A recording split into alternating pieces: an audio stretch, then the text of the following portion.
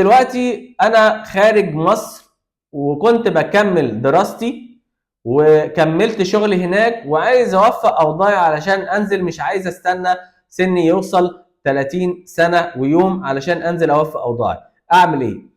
وزارة الخارجية، وزارة الهجرة، ووزارة الدفاع عملت مبادرة حلوة جدا اسمها مبادرة تسوية الجيش للمواطنين بالخارج، اللي هو تسوية الموقف التجنيدي. طب اعرفها ازاي او ادخل عليها ازاي؟ حضرتك هتعمل سيرش وتكتب مبادرة تسوية الموقف التجنيدي للمصريين بالخارج هيظهر لك كده بنفس كده.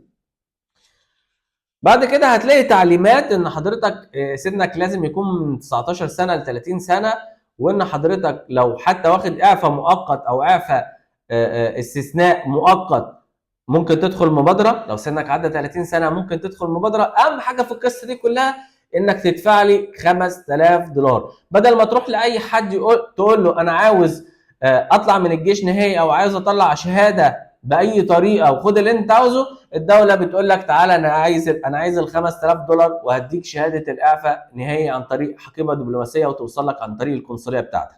طيب اعمل ايه؟ في 3 شرط كده جنب المبادرة هتدخل عليهم، هتكتب في خطوات التسجيل كده زي ما حضرتك شايف، وفي تقديم الطلب. هتضغط على تقديم الطلب هيظهر التعليمات اللي انا قلت لحضرتك عليها، وبيحط لك رقم الحساب اللي هيدفع عليه.